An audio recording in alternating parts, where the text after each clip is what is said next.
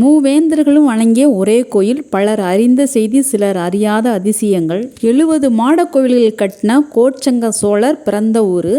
63 நாயன்மார்களில் ஒருவராக இருக்கிற புகழ்ட்ட திருத்தலம். புகழ்ச்சோழர் என்ற சோழ மன்னர் ஆட்சி புரிந்த இடம்தான் உறையூர். வீடியோ ஃபுல்லாக பாருங்கள். பிடிச்சிருந்தா லைக் பண்ணிவிட்டு மற்றவங்களும் ஷேர் பண்ணி விடுங்க. சோழ மன்னன் போரிட்டு சிற்றரசர் ஒருவரை வெற்றி கொண்டார். வெற்றி கொண்ட இடத்திலே வெற்றி வகை சூட சுற்றி இருக்கும் போர் வீரர்கள் வீழ்ந்த இடத்தை பார்க்கும்பொழுது அதில் ஒரு அதிசயம் காத்திருந்தது. இந்த போர்க்களத்திலே வீழ்ந்து கிடந்த ஒரு வீரரோட உடலை பார்க்குறப்ப தலையில் ஜடாமுடியோடன் நெற்றியில் திருநீர் பட்டையோடன் போர்க்களத்தில் வீழ்ந்த தலையை கண்டு மனம் நொந்தி தான் ஒரு சிவனடியாருக்கு அநீதி இழைத்து விட்டோமே என்று ரொம்ப வருந்துகிறார் சோழ மன்னர்.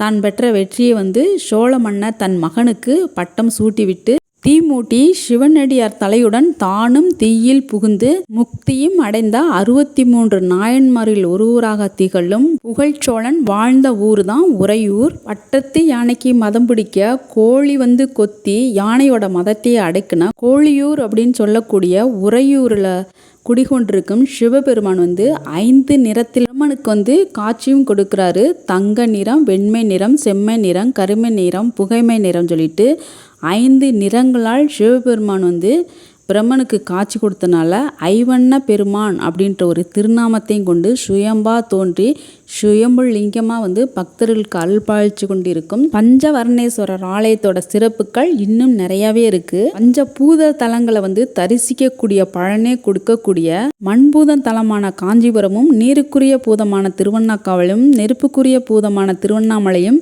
காற்றுக்குரிய பூதமான காளகஸ்தியும், ஆகாயத்துக்குரிய பூதமான சிதம்பரத்திலையும் 5 பூத ஸ்தலங்களில் வழிபட்ட பலன் ஒரே இடத்துல கிடைக்கிறதும் தான் உறையூரில் குடிகொண்டிருக்கும் பஞ்சவர்ணேஸ்வரர் ஆலயத்தோட சிறப்புகளாகும். உலகில் எந்த இடத்தில் சிவபூஜை செய்தாலும் சிவ தரிசனம் செய்தாலும் அனைத்துமே இத்தலத்தில் உறைவதால் உறையூர் என்ற பெயர் நாமத்தோட கோழியூர் என்ற புராண பெயரோட இங்கே குடிகொண்டிருக்கும் சிவபெருமான கருடன், காசிபர் மனைவியான கத்ரு மற்றும் அவருடைய மகனான கார்கோட பிரம்மன் சொல்லிட்டு இவர்களால் பூஜிக்கப்பட்ட இந்த திருத்தலத்தில் நம்ம தரிசனம் பண்ணால் நமக்கு ஏற்பட்ட எப்படியாப்பட்ட தோஷங்களும் நிவர்த்தியாகி தொழிலில் நல்ல வெற்றி நிச்சயம் அப்படின்னு சொல்கிற அளவுக்கு சிவபெருமானும் பஞ்சவர்ணேஸ்வரராகவும் அம்பாள் காந்திமதி அம்மை அப்படின்ற பெயரில் சோழ அரசர் தெற்கு நோக்கி அம்பாள் நின்ற கோலத்தில் காட்சி தர மாதிரி ஒரு தனி சந்நிதியில் பக்தர்களுக்கு அருள்பாலிச்சிட்டு இருக்காங்க.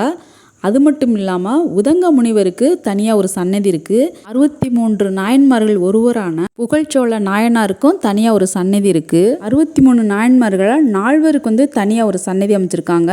அது மட்டும் இல்லாமல் 63 நாயன்மார்களுக்கும் சிறப்பு பூஜைகள்லாம் இந்த ஆலயத்தில் செய்யப்படுறாங்க.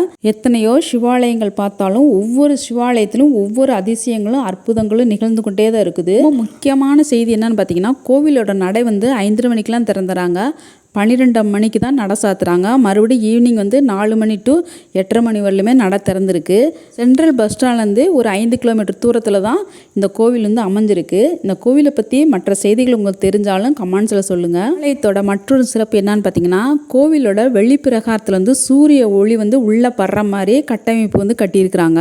கோவிலோட சிறப்புகளும் முழு தகவலுமே நம்ம சேனலில் வீடியோவில் இருக்குது. கோவிலோட மற்ற தகவல் உங்களுக்கு தெரிஞ்சாலும் கமெண்ட்ஸில் சொல்லுங்கள். அடுத்த ஒரு சூப்பரான வீடியோவில் பார்க்கலாம். பாய் பாய்.